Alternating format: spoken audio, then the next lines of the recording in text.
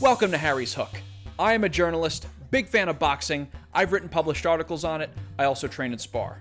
Errol Spence officially activated his rematch clause against Terence Crawford. Is he a glutton for punishment, or is he grabbing the glory? Is this going to set up a brilliant trilogy, or is the big fish swimming right back into the net? That is the topic of today's video. But first, if you enjoy this content, do me a solid, like the video, subscribe to the channel. I appreciate your support. The rematch is on, and this time, it'll probably be at junior middleweight. It's Crawford's choice, but Spence says he's outgrown welterweight. So in that case, it'll be the debut for both fighters at 154 pounds. Let's start right there with the weight class. Some fans have speculated that Spence was weight drained during their first fight. I'm personally not convinced. Spence's whole career has been at 147 pounds, and he recently had gotten a nutritionist, and for the biggest bout of his life, now he's malnourished and weak. The weight class is too much for him. I kind of suspect that this is just Spence fans who are upset. But let's explore this possibility.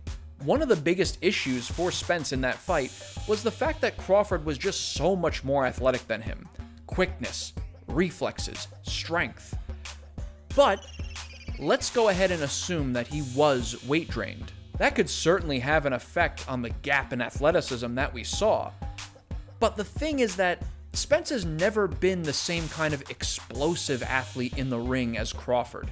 Spence primarily wins by jabbing, pressuring, attacking the body, wearing down his opponents while maintaining a responsible defense.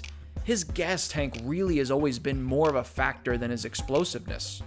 But maybe at the end of the day, the move up to 154 will in fact favor Spence more because he is more or less the naturally larger fighter.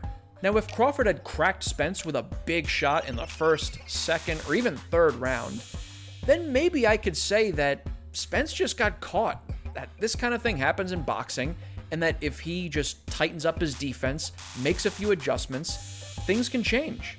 But that's just not what we saw. What we witnessed was multi-dimensional domination. It wasn't just Crawford's physical prowess. It was his piston of a jab. It was the traps he set. It was his discouraging and damaging counterpunching. It was his accuracy. It was his footwork. It was his defense. That kind of extended dominance doesn't just get reversed because you go up a weight class. Crawford is simply the superior fighter. And he's not a good matchup for Spence, because we've seen lesser fighters give Bud a harder time. Look, I gotta give Spence credit.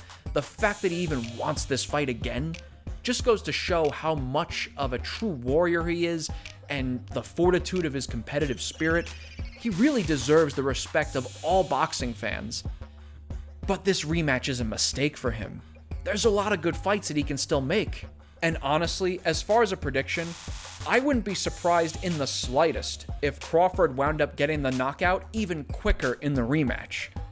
Maybe Spence goes and proves me wrong, and I'll gladly eat my words. But I doubt that'll happen. And that right there is Harry's Hook. Let me know what you think in the comments. Are you a disgruntled Spence fan who believes that the rematch will be different? If so, let me hear why. Lay out your case. And if you want to know some more of my thoughts on Spence versus Crawford, be sure to check out my Aftermath analysis video.